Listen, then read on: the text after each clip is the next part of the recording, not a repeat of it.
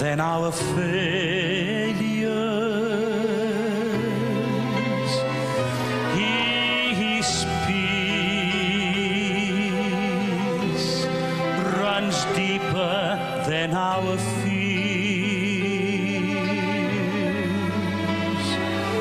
If we go to Him in mercy, our hearts can rest assured. His love will keep us through our tears. He'll give us strength to simply trust Him through times we may not understand. We will gain a sweet assurance no passing doubt can dim. Our lives are safely in His hand. Though countless souls have come to Him so desperate and lost, with faith no greater than a tiny seed, each one has found a wondrous truth beneath His simple cross. His grace is greater than our need. No height or depth in all creation can reach beyond His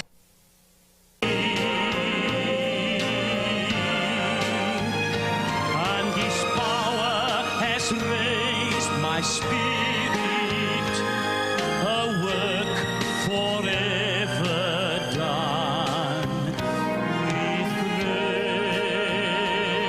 grace. His power has raised my spirit, a work forever done.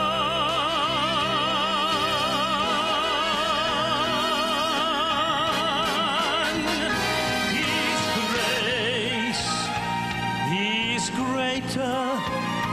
His grace is greater than my need.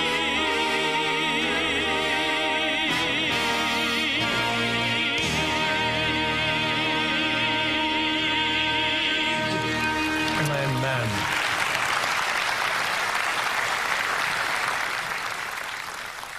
Hoje à noite, antes de começarmos a nossa apresentação, eu o convido a curvar a sua cabeça comigo enquanto abrimos o nosso coração ao Deus do Universo. Pai Celestial, obrigado pelo livro de Apocalipse. Obrigado pela mensagem clara que estamos vivendo nas últimas horas da terra. Conceda-nos hoje à noite corações para te amar, mentes para compreender a tua palavra, ouvidos para escutar a tua voz falando a nós pessoalmente. Conceda-nos hoje à noite um amor por ti, mais forte do que qualquer outro amor em nossa vida. Em nome de Jesus, amém. O tema desta noite é intitulado Enfrentando o Juízo do Apocalipse. Como encarar este julgamento com confiança? Ele foi chamado de julgamento do século. Dezenas de milhares de americanos, homens e mulheres por todo o mundo, assistiram o julgamento de 1 ano. Uma personalidade famosa do esporte, O.J. Simpson, estava sendo julgado pelo assassinato de 2 pessoas, sua esposa, a antiga esposa, Nicole Brown Simpson, e Ron Goldman. As cenas são bem conhecidas para nós que moramos nos Estados Unidos.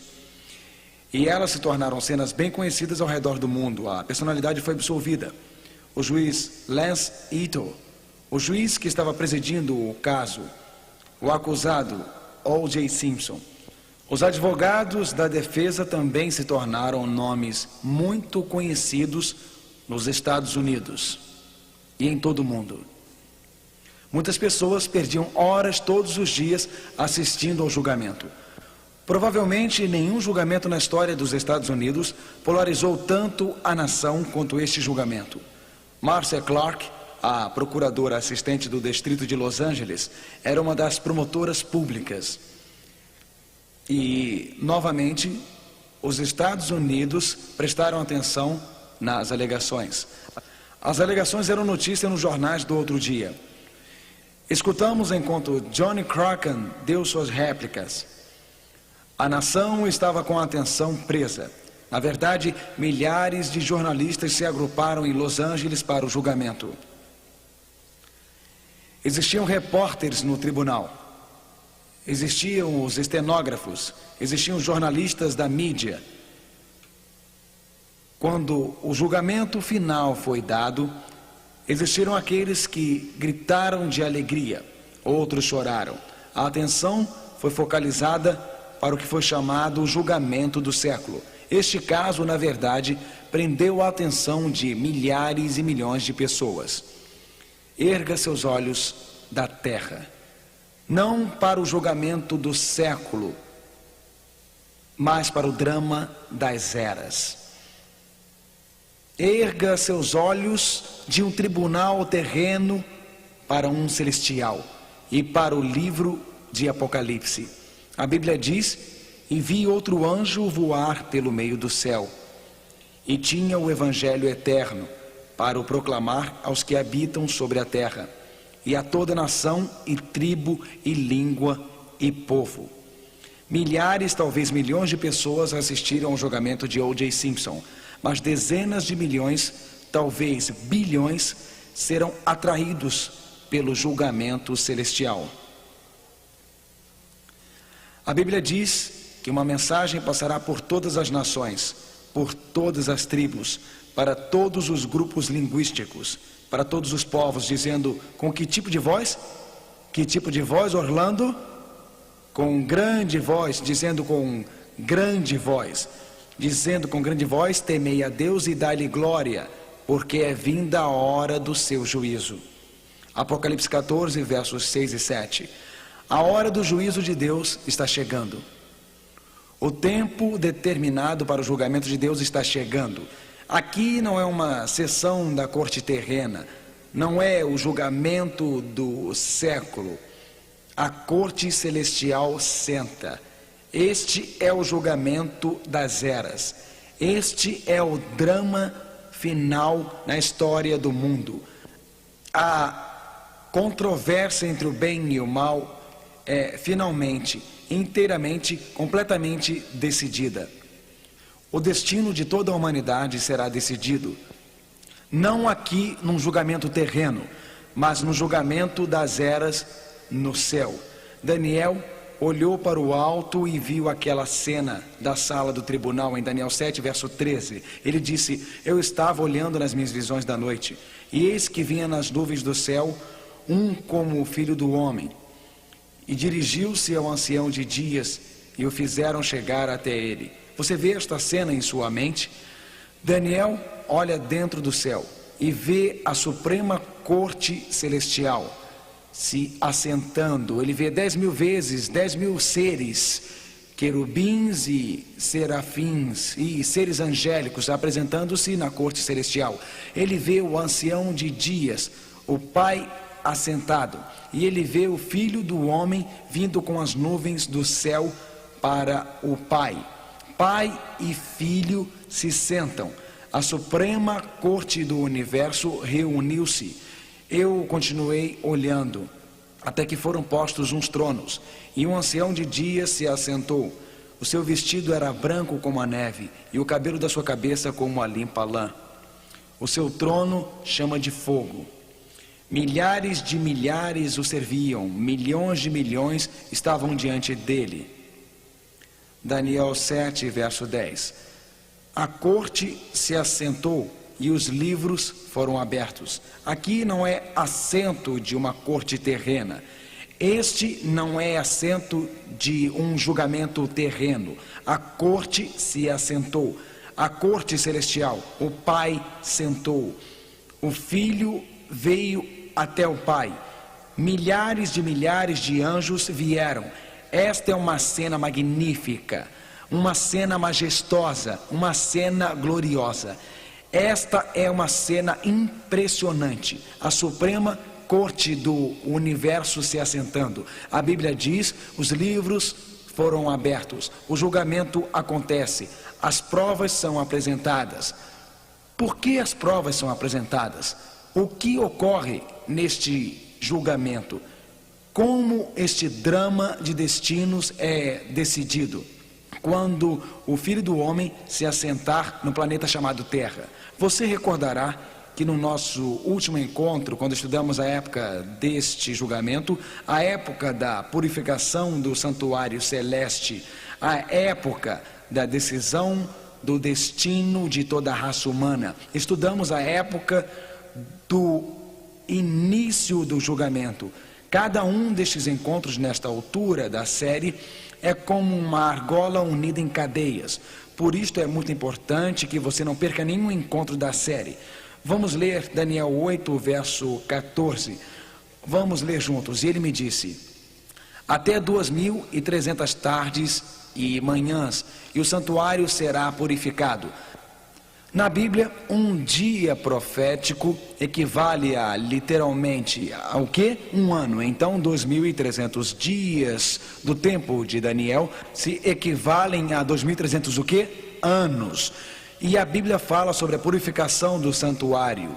Na Bíblia existem dois santuários, um na terra, um modelo reduzido, uma cópia ou uma amostra do majestoso original no céu. 2.300 anos após os dias de Daniel, obviamente, não existiria nenhum santuário na terra, porque quando Jesus morreu, o véu do templo terrestre foi partido em dois. Os sacrifícios de cordeiros não eram mais para serem levados para o templo terrestre. Tudo o que acontecia no templo terrestre representava o que aconteceria no céu. Jesus, nosso cordeiro, veio do céu para morrer na terra. Então, cordeiros eram mortos na corte do antigo templo. Depois da morte de Cristo, ele ascendeu para o santuário celeste. Depois da morte do cordeiro, o sacerdote entrava dentro do santuário terrestre. No final do ciclo religioso judaico no santuário terrestre, existia um dia de julgamento. Então, no tempo do fim, existirá um dia de julgamento. Há 2.300 anos do tempo de Daniel, tomaria o mundo em julgamento preliminar à volta de Cristo. E estudamos isto, vocês se lembram? Os 2.300 anos começaram com o decreto para restaurar e construir Jerusalém em 457 a.C. Os primeiros 490 destes anos se aplicaram aos judeus. Eles terminaram em 34 depois de Cristo, quando os judeus crucificaram Cristo, e depois em 34 eles apedrejaram Estevão e o evangelho foi aos gentios. Estudamos isto em nosso último encontro. Se você faltou ao último encontro, peça a palestra escrita para revisar e ficar claro em sua mente. Os 2.300 anos de Daniel foram de 457 a.C. e terminaram em 1844. Desde 1844 estamos vivendo num período conhecido como o tempo do fim. Estamos vivendo num período de tempo qual a Bíblia chama de a hora do juízo de Deus. Estamos vivendo no tempo em que a areia na ampulheta do tempo está terminando agora. A corte do céu está aberta. O destino de toda a raça humana está perto de ser decidido. Aqui está uma corte em sessão que deveria prender nossa atenção, deveria parar nossas mentes muito mais do que qualquer julgamento terrestre. A Bíblia diz em Atos 17, verso 31, que Deus tem determinado um dia em que há de julgar o mundo. Nós já entramos nesta hora de juízo. O destino deste mundo está agora sendo decidido. Qual é a razão para este juízo? Por que tem que existir um juízo antes de Cristo voltar? Deus não sabe quem está salvo e quem está perdido? Por que tem que existir um juízo? Isto faz parte da controvérsia entre o bem e o mal. Você se recorda de que a Bíblia diz que Deus criou um ser de brilho deslumbrante. Este ser de brilho deslumbrante se rebelou contra Deus e levou o universo para a desobediência. Vamos ler como este ser de brilho deslumbrante, Lúcifer, finalmente se tornou o diabo e Satanás. Vamos ler sobre a sua queda. A Bíblia diz: como caíste do céu, ó estrela da manhã, filha da alva, e tu dizias no teu coração: eu subirei ao céu, exaltarei o meu trono. Agora perceba, a ênfase está no trono. Na Bíblia, onde você vê trono, você tem soberania ou domínio. Satanás diz: acima das estrelas de Deus, exaltarei o meu trono. Ele continua dizendo: e no monte da congregação me assentarei, da banda dos lados do norte. A lei de Deus foi dada do norte, então Satanás queria se assentar no trono de Deus, dando a lei de Deus. Subirei acima das mais altas nuvens e serei semelhante ao Altíssimo. Isaías 14, versos 12 a 14. Lúcifer desejava se assentar no trono de Deus. Lúcifer desejava governar, fazer leis. Ele alegava que Deus era desleal. Ele alegava que Deus era injusto. Lúcifer liderou 1/3 dos anjos da rebelião.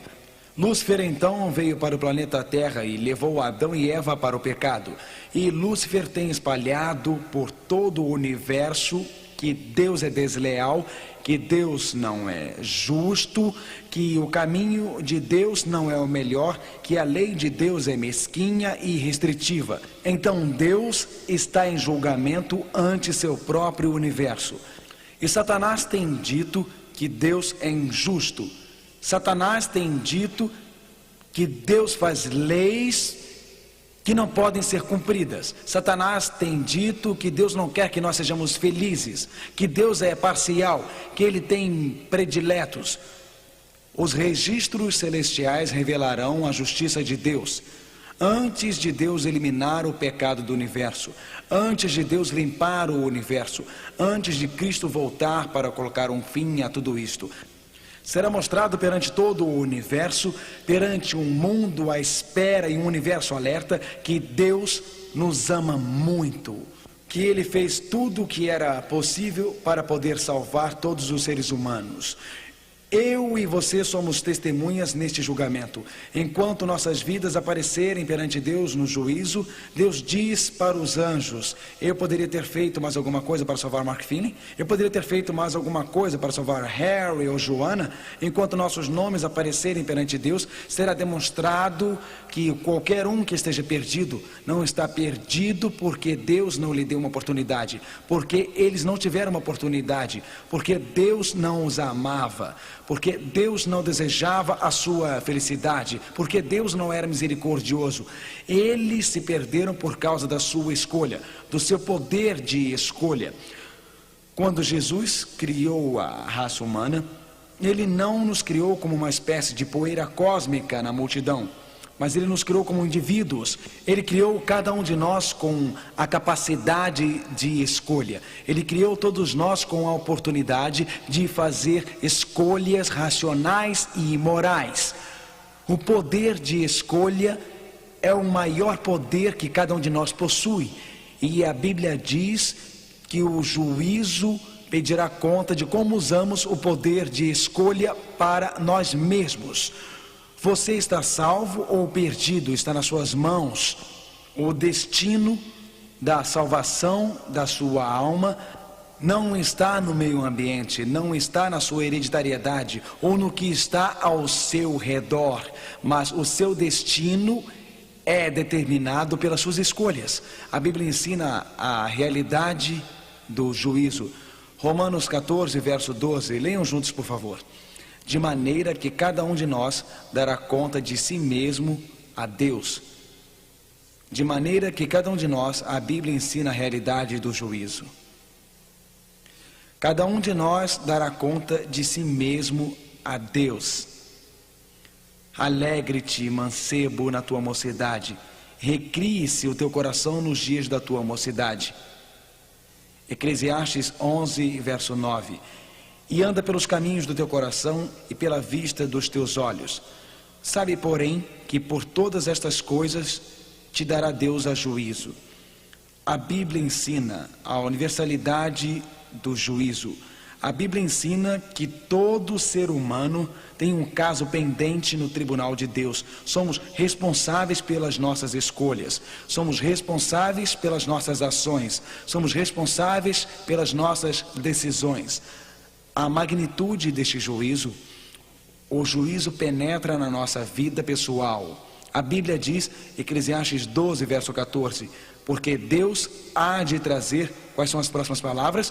O juízo a toda a obra, e até tudo o que está encoberto, quer seja bom, quer seja mal. Não existe nada secreto para Deus. A vida dupla trancada no armário, os valores duplos são lançados, abertos ante o deslumbrante Deus Santo. Senhor, você pode esconder alguma coisa da sua esposa, mas não pode esconder de Deus. Você pode esconder alguma coisa de seu esposo, Senhora, mas não pode esconder de Deus. A Bíblia diz que trará a juízo toda coisa secreta em seus momentos de privacidade. Senhor, o que você está lendo? Em seus momentos de privacidade, Senhor, o que está assistindo? Senhora, na cidadela da sua alma, o que você ama? A Bíblia diz em Hebreus 4, verso 13, e não há criatura alguma encoberta diante dele. Antes de todas as coisas estão nuas e patentes aos olhos daquele com quem temos de tratar, sem fingimento, sem engano. Você pode parecer decente no exterior, Senhor. Você pode parecer honesto em seu terno listrado, segurando sua pasta enquanto vai para o escritório. Mas se você está realizando negócios trapaceiros e desonestos, a Bíblia diz que todas as coisas estão nuas e patentes aos olhos daquele com quem temos de tratar. Apareceremos perante o tribunal de Deus, não como fingimos ser, mas como nós realmente somos. Apareceremos perante o tribunal de Deus sem o nosso porte, sem o nosso exterior, mas Deus sabe exatamente a verdade. Algum tempo atrás, em um cinema que estava totalmente lotado, o filme parou. As luzes foram acesas e este anúncio foi espalhado pelo cinema. Você leu nos jornais a respeito? O anúncio foi este: se existe alguém aqui com a mulher de outro homem, é melhor você sair rápido, porque seu marido acabou de entrar com uma arma para atirar em você.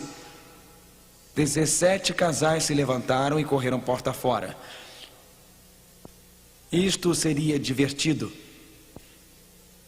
se não fosse tão trágico.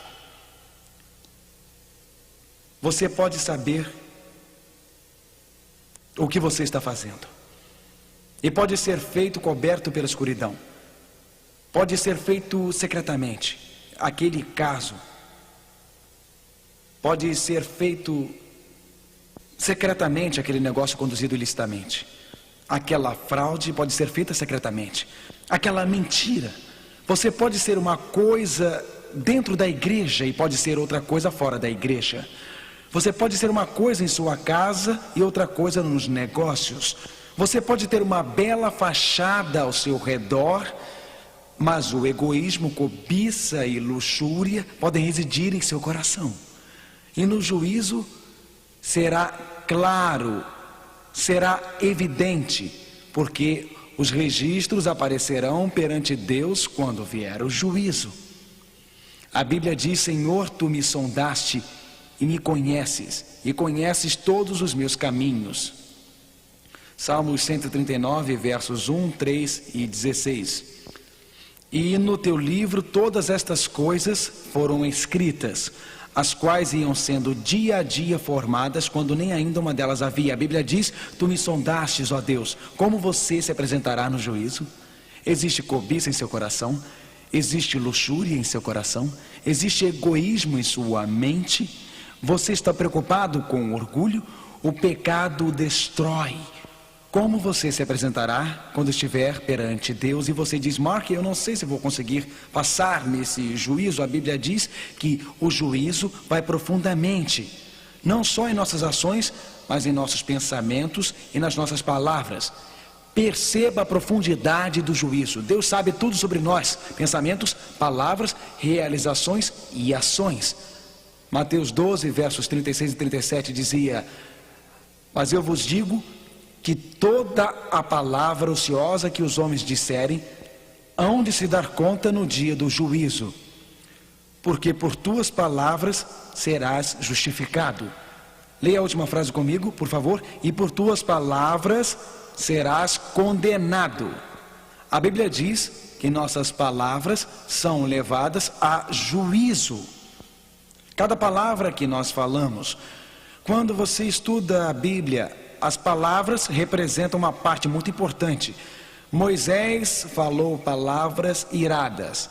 Ele se irritou e, em vez de falar a rocha, ele bateu na rocha com palavras iradas. E Moisés não pôde entrar na terra prometida, a terra chamada Israel. Claro que Deus o perdoou, mas suas palavras iradas custaram-lhe muito caro. Você se recorda? Pedro negou o seu Senhor com palavras de maldição, quando Jesus precisou dele naquela noite. Pilatos perdeu sua alma, porque no julgamento de Cristo, Pilatos recusou reconhecer o testemunho e suas palavras críticas, lavando suas mãos pelo Messias, condenando-o à morte. Palavras ecoadas e repetidas em sua mente. Estas palavras, cada palavra inútil, as palavras de traição de Judas. O juízo revela nossos pensamentos, o juízo revela nossas ações, o juízo revela nossas palavras. Como procede este juízo? Como eu e você podemos ter certeza de passar no juízo? Como podemos ter certeza de que quando nossos nomes aparecerem perante Deus, teremos esperança no juízo? É muito desencorajador. Antes, cheios de desespero, pensar que toda ação, todo pensamento, toda palavra, todo intento será lançado às luzes do santo Deus. Permita-me lhe assegurar que se você e eu tivermos que comparecer sozinhos perante o tribunal de Deus, na nossa nudez, com toda a palavra, toda a ação, todo o pensamento transparente perante Deus, nunca conseguiremos passar e estaremos perdidos. Mas tem que existir uma outra alternativa. Como podemos ter certeza de passar no juízo? Qual é a mensagem encorajadora na hora do juízo? Não é encorajador comparecer perante Deus com meus pecados, minha iniquidade? A Bíblia nos ajuda quando começa a descrever alguns dos livros do juízo. A Bíblia diz: então aqueles que temem ao Senhor falam cada um com o seu companheiro, e o Senhor atenta e ouve. E há um memorial escrito diante dele para os que temem ao Senhor e para os que se lembram do seu nome. Malaquias 3,16. As boas novas do juízo são que tudo está registrado, não apenas as ações erradas, mas você sabe, a Bíblia também diz que aqueles que falam palavras bondosas e amáveis, isto é registrado. Aqueles que fazem escolhas positivas, então existem palavras de encorajamento que falamos para outras pessoas. Existem palavras de esperança que falamos às outras pessoas. Palavras de alegria, você pode nem pensar nisso, mas está tudo registrado nos registros de Deus. Aquela esperança que você partilhou, aquela felicidade que você trouxe. Existem palavras de coragem, elas estão todas registradas lá no juízo celestial. Sim, aquele ato desinteressado, aquele ato bondoso, estão todos registrados lá. Aquelas palavras de fé, orando com outra pessoa, levando alguém a conhecer Jesus. Estas palavras de esperança, alegria, encorajamento, fé e confiança, elas estão todas registradas no juízo de Deus. Além disso, para o juízo ser justo, ele precisa registrar não só as nossas boas ações e más ações, mas precisa registrar algo sobre nossa formação, sobre nosso ambiente, algo sobre as lágrimas de nossa vida e das dificuldades, porque as pessoas são criadas em circunstâncias diferentes, com uma formação diferente. A Bíblia diz em Salmo 56, verso 8: põe as minhas lágrimas no teu odre, não estão elas no teu livro? Cada lágrima derramada por um casamento fracassado, cada lágrima derramada por um filho, toda tristeza experimentada por causa da solidão, desânimo, depressão, está registrada lá. Põe as minhas lágrimas no teu odre, não estão elas no teu livro? Deus sabe aquela tristeza, Deus sabe as circunstâncias difíceis da sua vida.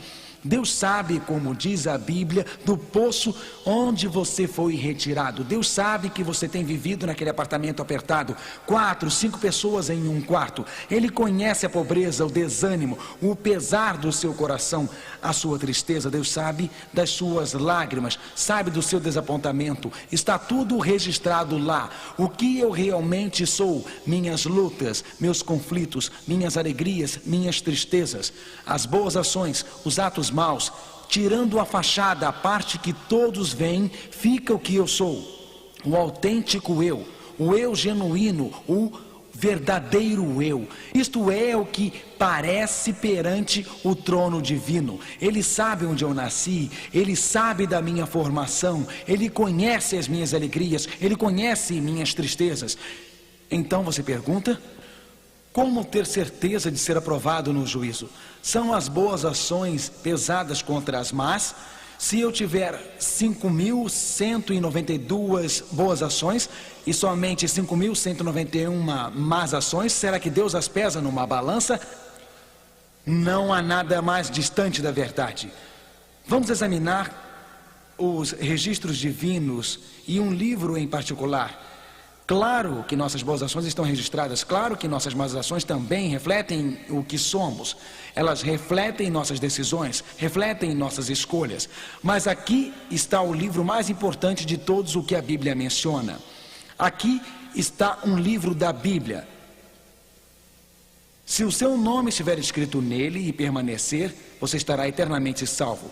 Se o seu nome não estiver nele e nunca for escrito nele, você estará eternamente perdido. Aqui está o livro. A decisão de pôr o seu nome nele sela o seu destino. A Bíblia diz em Apocalipse 21, verso 27, ela o chama de o livro da vida do Cordeiro. O Cordeiro é Jesus. Este é o livro em que Jesus tem os nomes dos que viverão eternamente. Agora, segundo a Bíblia, existem apenas duas classes: os salvos e os perdidos. Agora, hoje existem pessoas que são totalmente por Cristo e existem pessoas totalmente contra Cristo, e existe aquela classe intermediária. Mas segundo o Apocalipse, esta classe irá para um lado ou para o outro, por Cristo ou contra Cristo. A Bíblia diz que haverá uma colheita final, e na colheita final, em Apocalipse 22, verso 11, diz: quem é injusto, faça injustiça ainda, e quem é justo, faça justiça ainda. Duas classes: o justo e o injusto, o reto e o iníquo. A classe intermediária, que não havia se decidido, está agora se decidindo a favor ou contra Cristo. Estão decidindo seguir o Cordeiro Jesus ou ser enganado pela besta nos últimos dias. Não existirá outra alternativa: se entregar a Cristo ou se entregar à besta, seguir o Cordeiro ou seguir a besta, aliar-se a Deus ou aliar-se à besta. A Bíblia diz, Salmo 69, verso 28, sejam riscados do livro dos vivos e não tenham registro com os justos. aqueles que desprezam o amor e a piedade de Cristo, aqueles que desprezam Cristo, aqueles que rejeitam Cristo, aqueles que têm outras prioridades em sua vida além de Cristo. A Bíblia diz que eles serão riscados do livro da vida e seus nomes serão riscados daquele livro. Mas ao que vencer, aqueles que aceitam a Cristo, para aqueles que têm Jesus como um precioso Redentor, para quem tem Cristo no coração, o que vencer será vestido de vestes brancas. E não riscarei o seu nome do livro da vida. Amém. E confessarei seu nome diante de meu Pai e diante dos seus anjos. A questão é, se apareço no tribunal de Deus com a minha luxúria, meu orgulho, minha ganância, e apareço lá no tribunal de Deus com meus pecados, e eu estarei riscado do livro de Deus e para sempre perdido. Ou se apareço em humildade e os registros de minha vida aparecem lá com Jesus, e Jesus se apresenta e diz: este é um dos meus. Sim, ele falhou, sim, ele pecou, mas Pai, meu sangue foi derramado para perdoar os seus pecados. Perdão está escrito após cada pecado. Pecado não aparece perante o Deus do universo, não aparece perante os seres celestiais do universo. Você pode pedir: pastor, diga-me claramente a verdade. Todos aparecemos perante o tribunal de Deus? Como posso ter certeza, sem sombra de dúvida, que eu serei aprovado no juízo? Como posso sair esta noite deste auditório sabendo que posso ser aprovado no juízo? Como posso sair daqui sabendo que quando meu nome aparecer diante de Deus, quando o martelo bater, que eu estarei a salvo, que o veredicto é inocente? Como posso estar certo disto? Quando a areia da ampulheta se esgotar, quando tudo terminar no final da existência? Como posso ter certeza de viver eternamente com Deus? Uma coisa é certa: eu não conseguiria por mim mesmo. A Bíblia diz em Isaías 64, verso 6: mas todos nós somos como um imundo, e todas as nossas justiças como trapos de imundícia. Todas as minhas boas ações não são suficientes para passar no juízo. Todos os gestos de bondade que eu fiz não são para minha aprovação no juízo. Romanos 3, verso 10 diz, leiam comigo por favor: como está escrito, não há um justo, nenhum sequer. Ninguém será aprovado a menos que alguém tome o lugar desse alguém. A menos que alguém tome o nosso lugar, nós não podemos ser aprovados.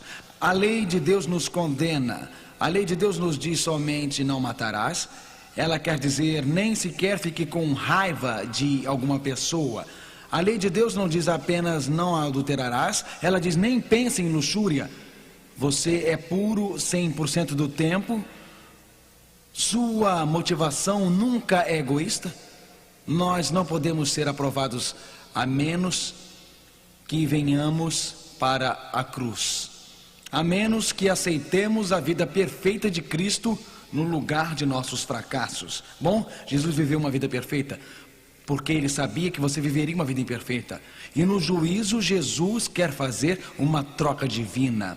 Deus amou tanto que ele enviou seu próprio filho, e Cristo veio para a vida que você deveria ter vivido, e no juízo ele apresenta a sua total, completa e perfeita justiça por nós.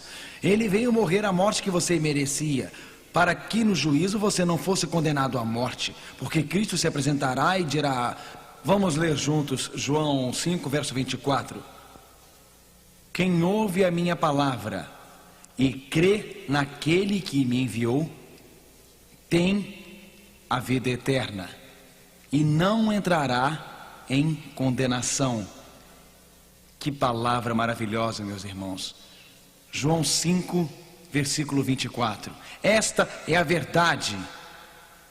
Isto quer dizer que não será condenado, que no juízo do veredicto será inocente e não entrará em condenação, mas passou da morte para a vida.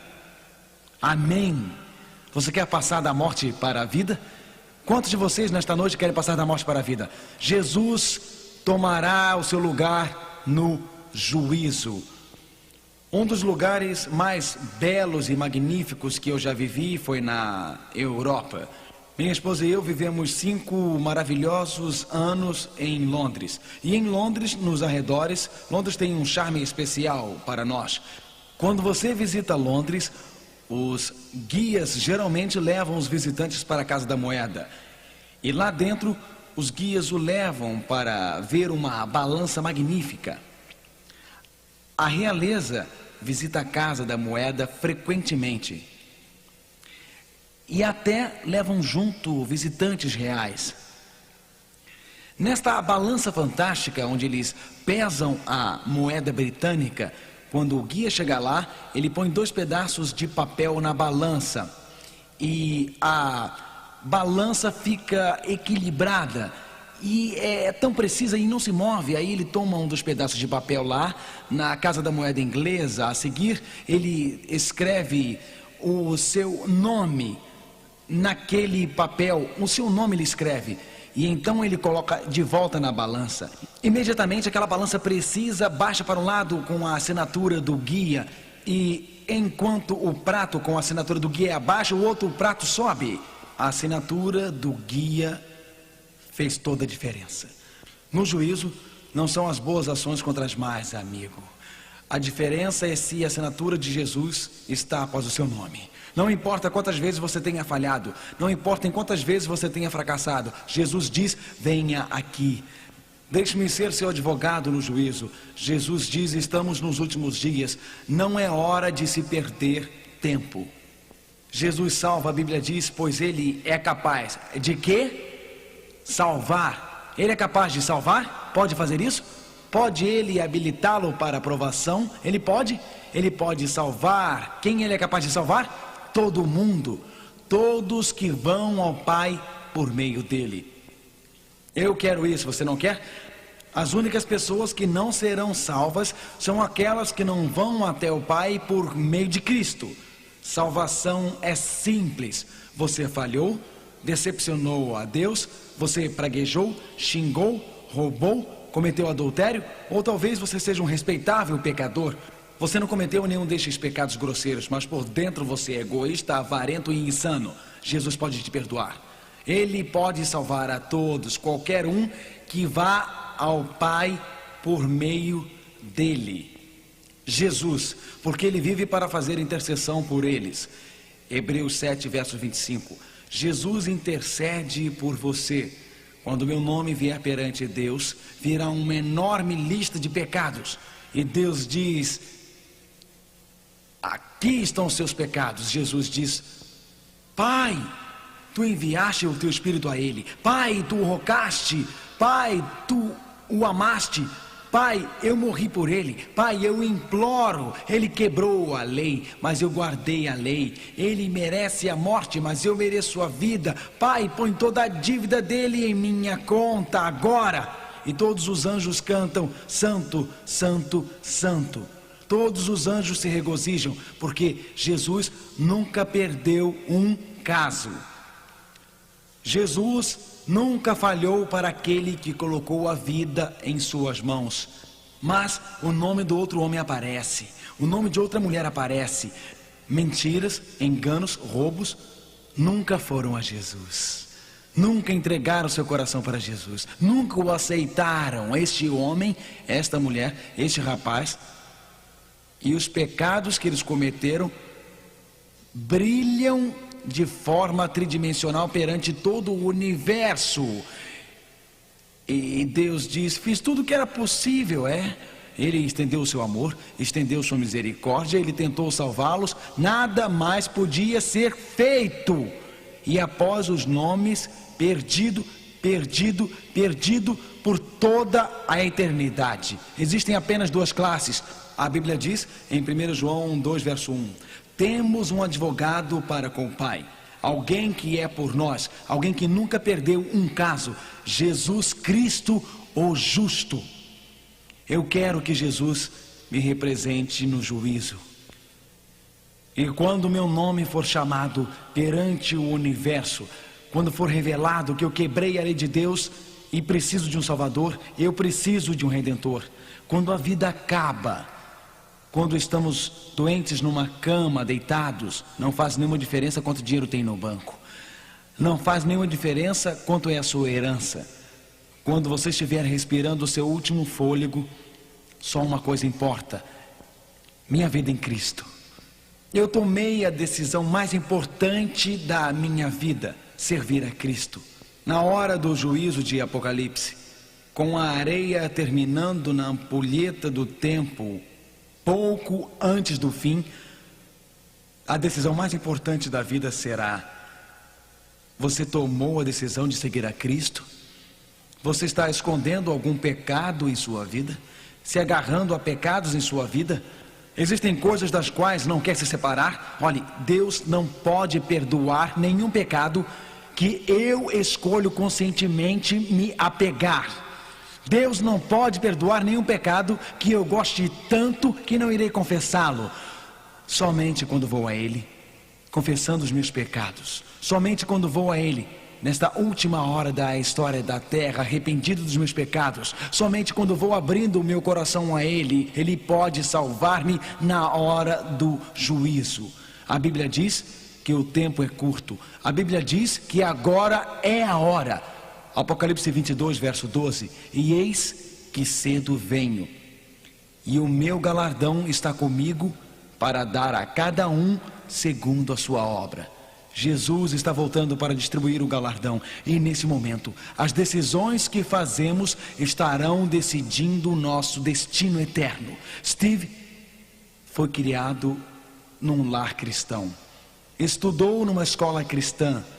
E a mãe de Steve era fiel e levava Steve à igreja quando era pequeno. E Steve gostava das coisas espirituais, mas enquanto crescia, ele começou a se distanciar da religião dos seus pais. Enquanto crescia, mais e mais as coisas deste mundo o encantavam. Steve começou a beber bastante. Seu pai e sua mãe oravam por ele noite após noite. Ele frequentava a igreja, estudando numa escola cristã, mas ele achava que cristianismo era apenas para as pessoas sentimentais. Cristianismo era apenas para as pessoas intelectualmente ignorantes. E ele foi se afastando e se afastando de Jesus Cristo. Viveu uma vida agitada. Tinha um objetivo e um desejo, que era o de ganhar dinheiro na vida. Steve gostava de esportes, não foi bem sucedido nos negócios. Então Steve seguiu educação física, se tornou instrutor de natação numa universidade. E ele gostava do trabalho, mas ele não sentia paz em seu coração. Uma noite, 2 da madrugada, Steve estava rolando de um lado para o outro, lutando por Cristo ou contra Cristo. Ele começou a pensar sobre a religião de sua infância. As orações da sua mãe estavam tocando o seu coração. E ele sabia que havia chegado num ponto decisivo em sua vida. Ele não conseguia dormir. Ele estava perturbado. Ele disse: não, eu não quero entregar minha vida a Cristo. Não, eu não quero andar nos caminhos de Deus. Naquela noite, porém, ele não conseguiu dormir. Então Steve resolveu ir para a piscina da universidade. Ele saltava sempre do trampolim. Então ele pensou: eu vou dar alguns saltos de trampolim. Eu vou liberar minha atenção, liberar minha ansiedade. Esqueça, não vou entregar tudo a Deus. Esqueça, não vou entregar a minha vida a Cristo. O preço é muito alto. Ele subiu no trampolim. E enquanto estava no trampolim, esses pensamentos estavam correndo pela sua cabeça. E ele pensou: se eu estarei mergulhando dentro do pecado, será que devo voltar e entregar a minha vida a Cristo?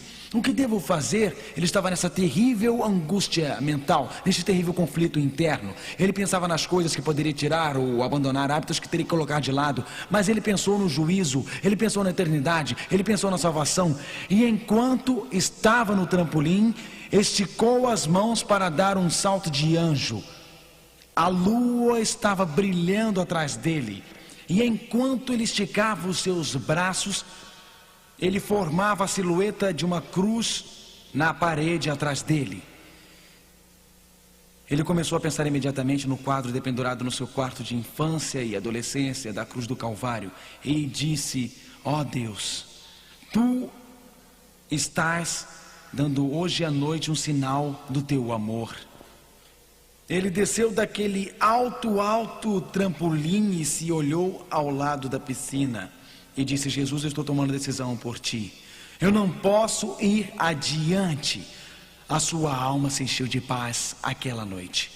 Mas então ele pensou depois de orar: eu estou aqui, então vou aproveitar para nadar. Ele entrou e começou a descer as escadas da piscina. Na metade do caminho estava sem água.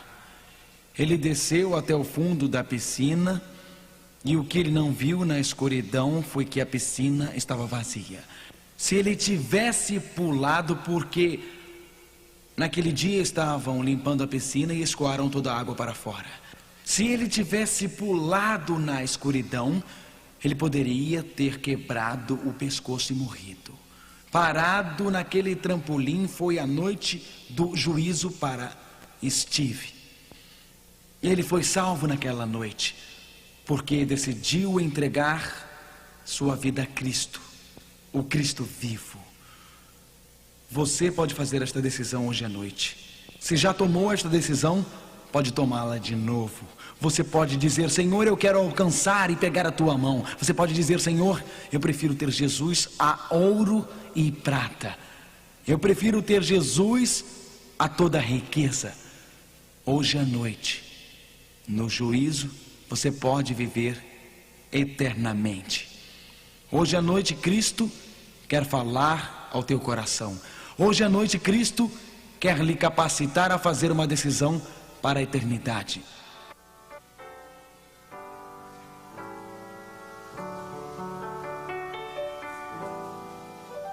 I'd rather have Jesus than men's applause. I'd rather be faithful to his dear cause. I'd rather have Jesus than worldwide fame. I'd rather be true to his holy name than to be the king of a vast domain, or be held in sin's dread sway.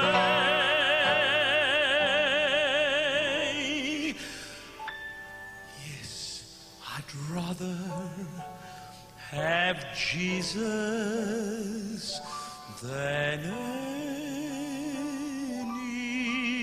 anything this world affords today. This world affords today.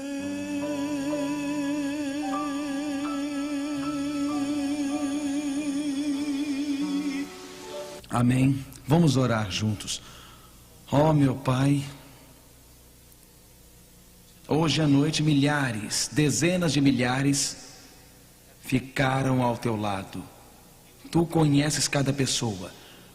Tu conheces as necessidades de cada coração. Tu conheces os desejos de cada coração. Pai, é apenas uma decisão, mas para nós representa o nosso compromisso, representa a nossa fé, representa a nossa decisão. E estamos agradecidos que juntos podemos sair daqui sabendo que podemos ir a Deus através de Jesus. Ele pode nos salvar. Nós estamos gratos porque não precisamos ter medo de estarmos perdidos. Que em Cristo e por Cristo e através de Cristo podemos ser aprovados no juízo. Confessamos nossos pecados, estamos arrependidos de nossos pecados e vimos em nome de Jesus perante teu trono, te agradecendo porque nos salvarás em nome de Jesus. Amém.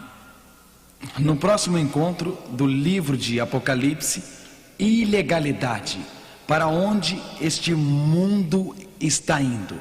Existirá leis aprovadas contra os cristãos? Não perca.